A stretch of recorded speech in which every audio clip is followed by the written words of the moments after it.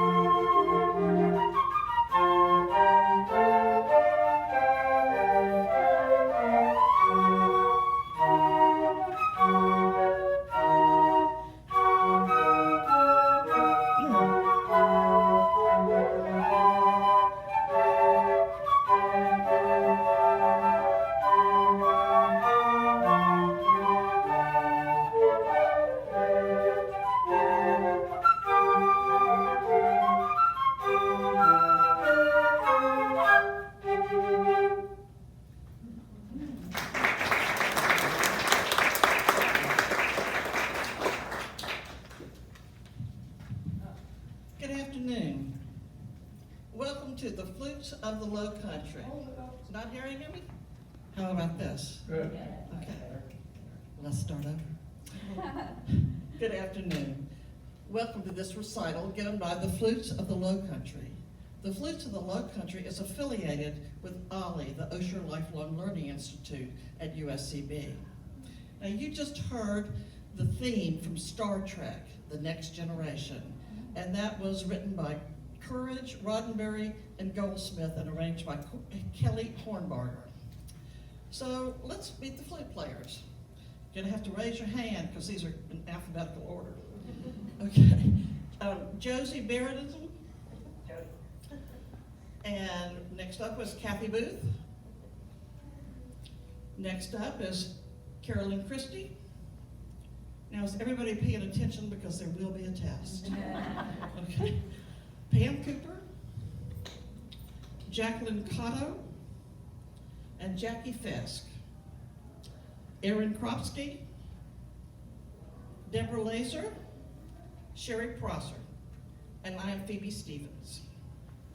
Well, this ensemble is known as a flute choir, and flute choirs consist of different types of flutes, each with its own specific size and sound. The different sizes create a wide range of sounds that you will hear today. And all of these instruments in the flute choir are members of the Western concert flute family. We have no bamboo flutes. First, we have the standard flute that most of you is going to recognize. You've seen and heard it before, and its range goes from middle C on the piano and then up about 3 octaves. Deborah, you want to play a little bit on the? Want to play a little bit on the standard flute for us?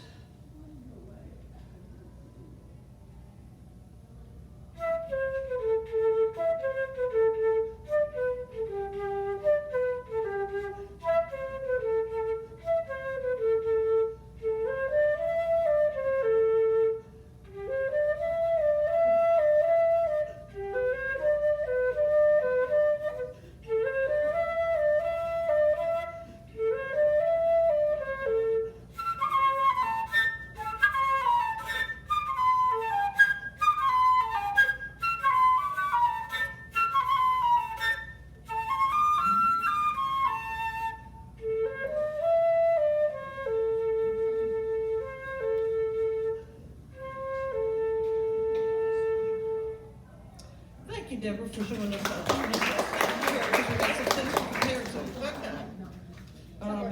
I gotta stay outside. No hiding here. Okay, next we have the alto flute. Okay, and Jackie is holding the alto flute up, and you can see how it compares to the standard flute. Notice the alto flute is longer and bigger around than the standard flute. And these differences create a sound that is lower than the standard flute. Larger flutes require much more air. The alto flute is characterized by its rich, mellow tone, and Jackie will demonstrate. It's not going to be slow, just to see how low it goes.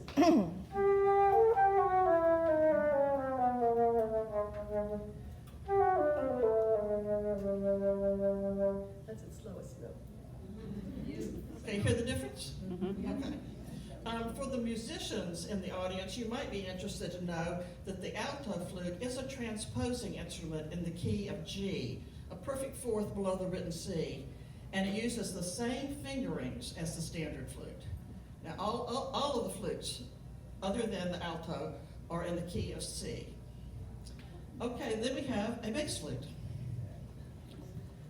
This bass flute has a curved neck because if it were straight, Pam's arms wouldn't be able to reach out and access the keys. It's very long and wide, and so its sound is quite low. And take it from someone who knows the bass flute is very heavy and a bit awkward. Some bass flutists play seated with a special crutch. It comes up like this that helps them support the instrument.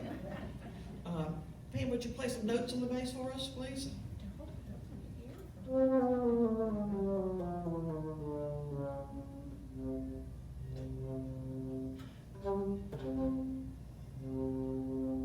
I'm still working on it. That's the low C, so it's one octave below this one. Did you notice the bass flute in the first piece? Finally, we have the piccolo. And the piccolo is much smaller than the standard flute, and it plays in the upper octaves. It has a very high sound. And Jacqueline will demonstrate for us, please.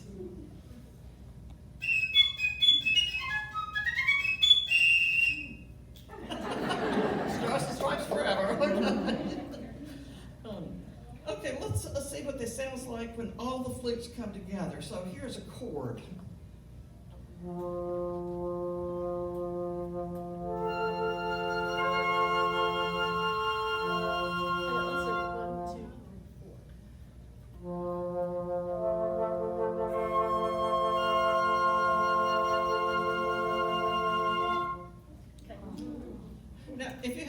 Thank you, ladies.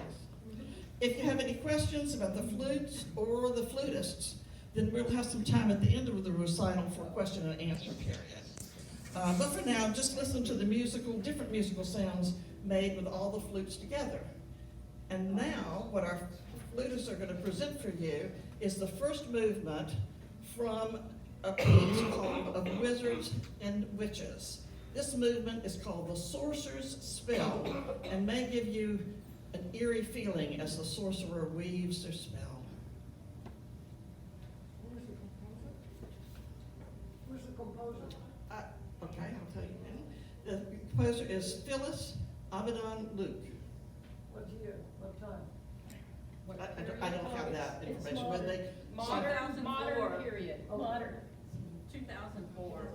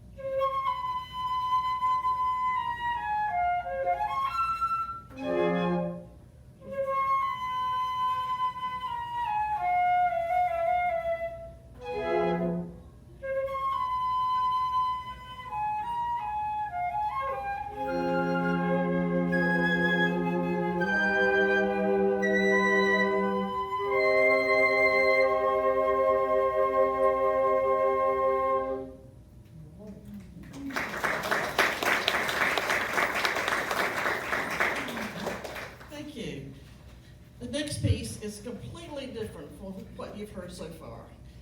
It has a classical style and is called Shakespeare's Garden by Grant Horsley, and its melodies are meant to invoke a regal English garden.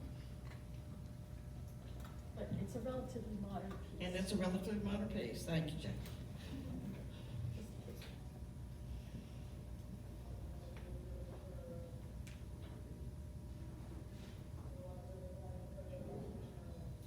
One, two,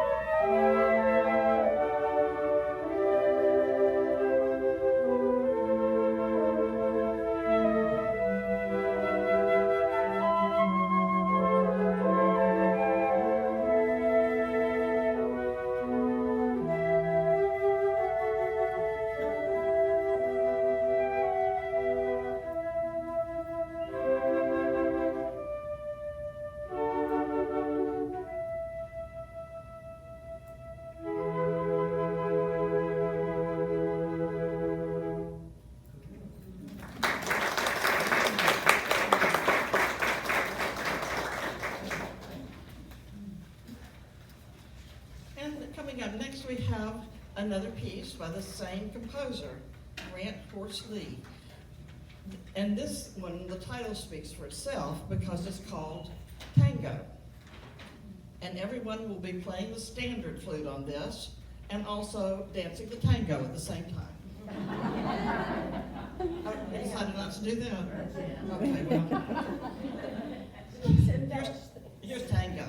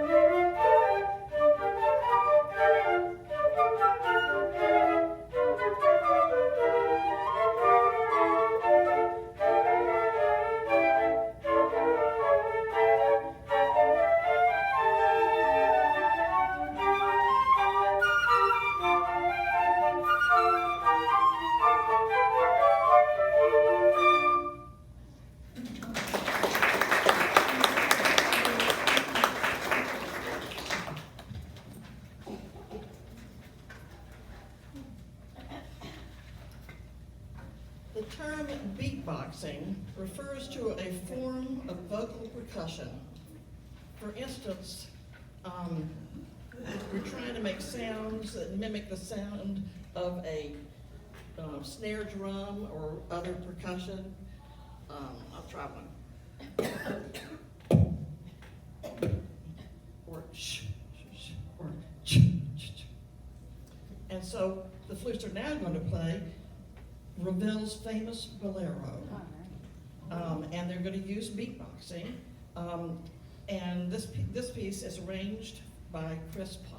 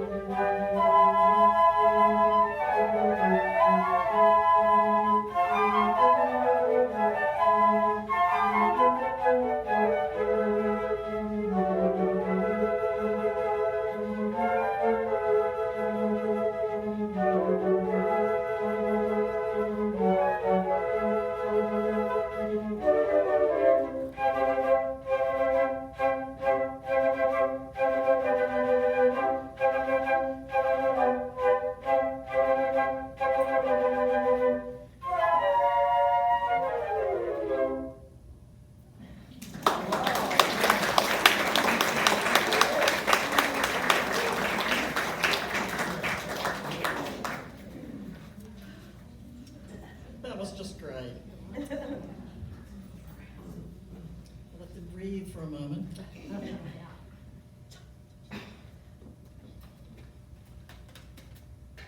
Arthur Pryor was a virtuoso trombone player who was the assistant conductor of the Sousa Band from 1895 to 1903. And during his lifetime, he composed some 300 works that are still heard today. And one of his most famous, The Whistler and His Dog, was first recorded on a wax cylinder for a gramophone. And in it remains a crowd pleaser almost 120 years after it was written. And joining the Flutes of the Lowcountry are two friends from the LCCB, the Lowcountry Community Concert Band, and from their percussion section, Dave Bricker and Wayne Kalimba. They are going to help us with the whistle and the dog sounds in this arrangement for flutes by Sonia Tucker. But when you hear whistling, feel free to join in.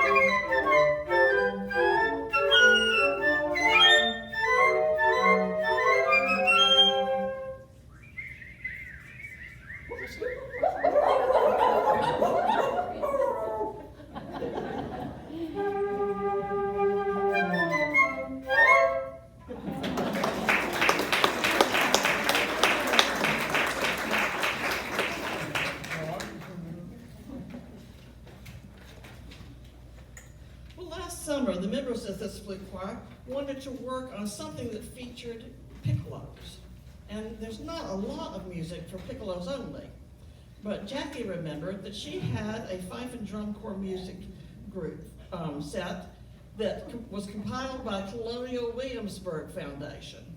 And while we don't have any fifes We do have piccolos that resemble fifes, and friends who are drummers. So in honor of those who fought in the American Revolution, we present the LCCB picks and drums. They're going to play two pieces, and both of them are medleys of marches.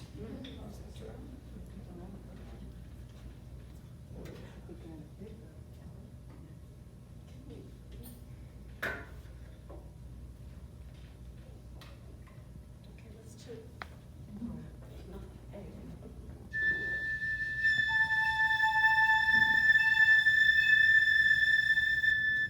Yeah, two picklebacks.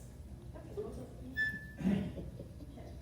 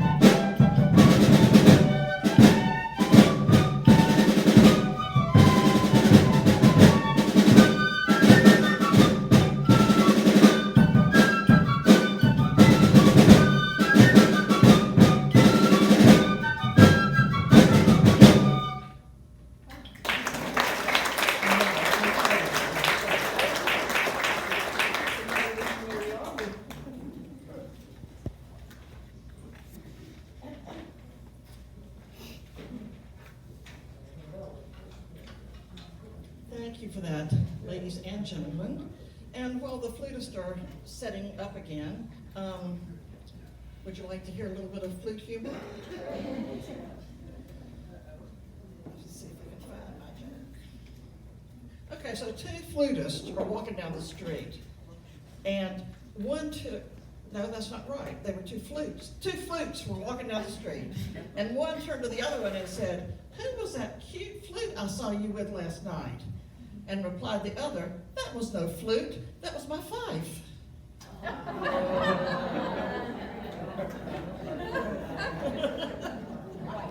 Rhymes with wife.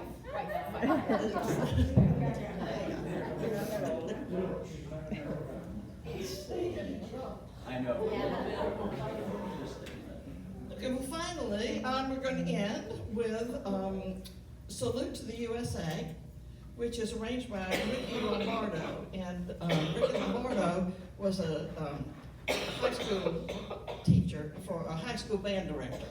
And he has done a lot of pieces for groups that have come out of the band, like flute groups and brass and that sort of thing. So the flute quartets play him a lot. A flute quartet piece is arranged for typically two flutes, a first and a second on standard flute, and then an alto and a bass. But here you have the full flute choir version. Salute to the USA.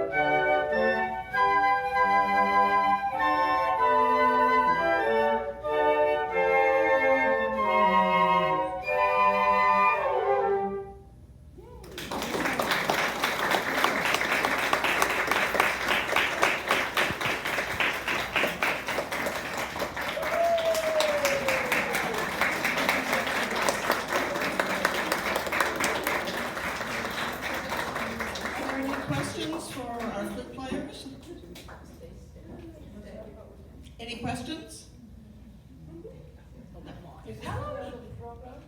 Sorry. Is this the end of the program? This Yes, is, it but was. if there are any questions. If there are not you're any welcome questions, to. Just, yeah. I do want to, like to say something. Yes. Please. Do you want the mic? Microphone?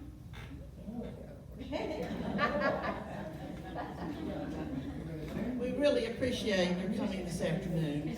We've enjoyed playing for you. Thank you very much. Oops. You are so used to me doing the introductions and everything. All I want to say is that I'm so very happy that I suggested that Pam, who's my flute friend, suggest to Joy that we bring these flute players here, because this is a first for TidePointe. And it's always interesting to listen to a new instrument, something that you don't hear all the time. We've had piano, violin, cello, all kinds of things. And this was such a learning experience for me, and I hope it was for you. And I think they deserve a huge applause for playing the Bolero Garafel a month after the Hilton Head Symphony. And so,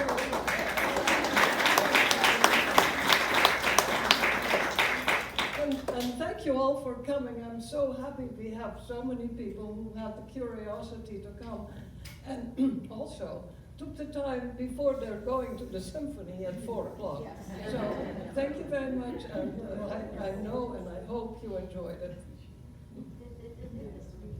And I want to say one thing too. I want to stress that we are part of the Osher Lifelong Institute. We're a subgroup of the Lowcountry Community Band, and so we are always looking for more participants. It's a continuing education. And some of us hadn't played for years, and then we started again. So we're all, I don't know if there are any musicians out there who want to get their flutes or drums or other instruments out. We're the Lowcountry Community Band is calling. I also want to say that Pam and I played together, and we're sort of thinking that maybe we should put a small program together and play that here. And we are now, I think, very much encouraged to do that. Are you?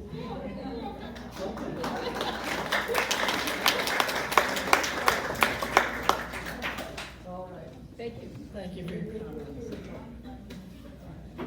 And that wraps up our recital for this afternoon. If you have any questions, want to come up and just ask us individually, that's fine. Thank you for attending. Very nice.